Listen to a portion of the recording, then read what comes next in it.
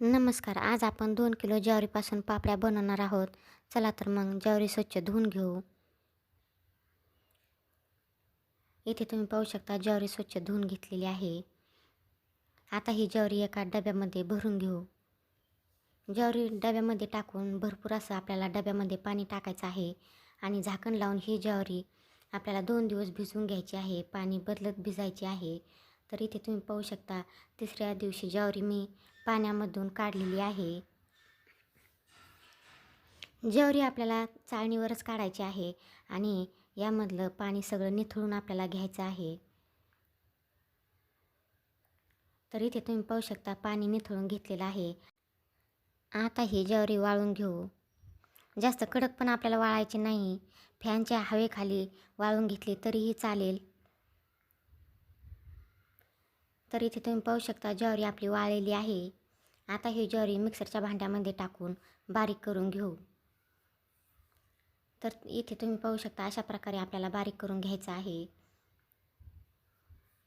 जास्त बारीक पण करायचं नाही. जसा बारीक आपला रवा असतो ना त्याच प्रकारे आपल्याला ठेवायचा आहे. इथे तुम्ही पाहू शकता सगळी ज्वारी मी बारीक करून चाळून घेतलेली आहे. आता यामध्ये भरपूर असं पाणी टाकू. एकजीव करून घेऊ आणि पाण्यावर आलेला हा कोंडा चाळणीने अशा प्रकारे आपल्याला गाळून घ्यायचा आहे. इथे तुम्ही पाहू शकता चाळणीवर कोंडा आलेला आहे. अशाच प्रकारे आपल्याला 1-2 वेळेस करून पाण्यामधला सगळा कोंडा काढून घ्यायचा आहे.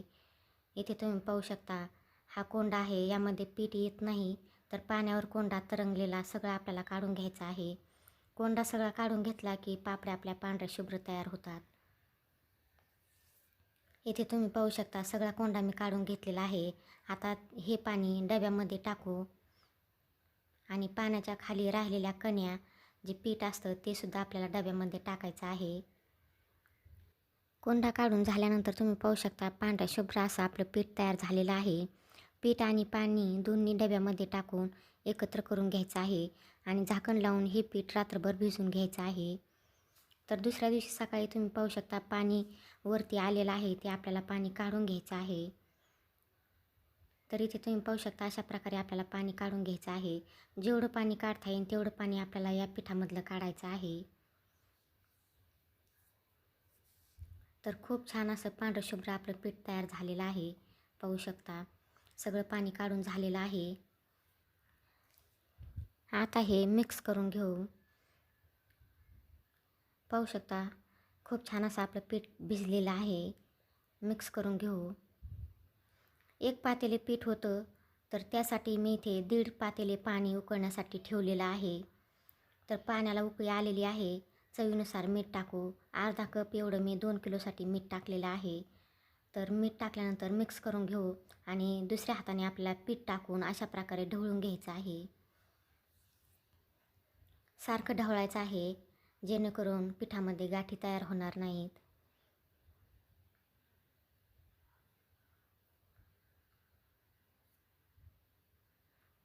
इथे तुम्ही पाहू शकता छान असा आपला सांजा तयार झालेला आहे. जास्त पातळ पण करायचं नाही आणि घट्ट पण नाही. अशा प्रकारे ठेवायचं आहे कारण ह्या पापड्या मी थापून बनवणार आहे.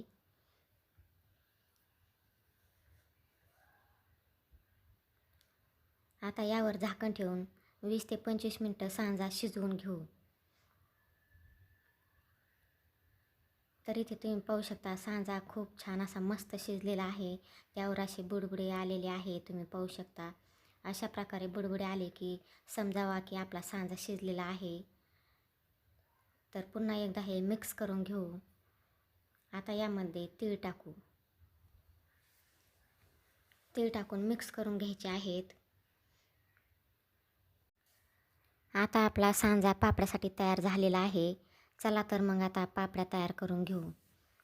तर इथे मी छोट्या पातेल्यामध्ये सांजा काढून घेतलेला आहे आणि इथे पाटावर मी 2 कापडं घेतलेली आहे. त्यावर थोडंसं पाणी टाकून हाताला पाणी लावून अशा प्रकारे आपल्याला पापडी तयार करून घ्यायची आहे.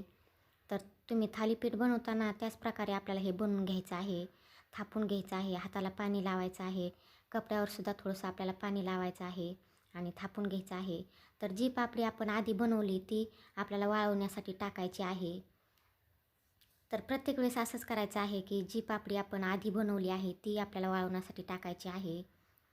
थंड झाल्यावर पापडी आपल्याला दुसऱ्या कपड्यावर चिटकत नाही. तर इथे तुम्ही पाहू शकता सगळ्या पापड्या मी तयार करून घेतलेल्या आहेत. खूप छान अशा पापड्या तयार झालेल्या आहेत.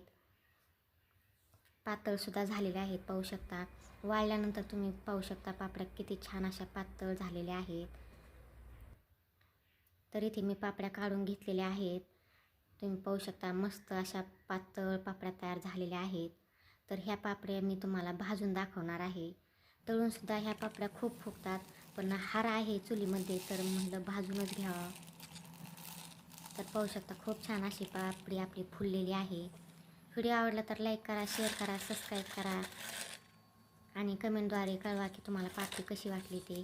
चला तर मग पुन्हा भेटूया पुढील एका अशाच रेसिपीमध्ये.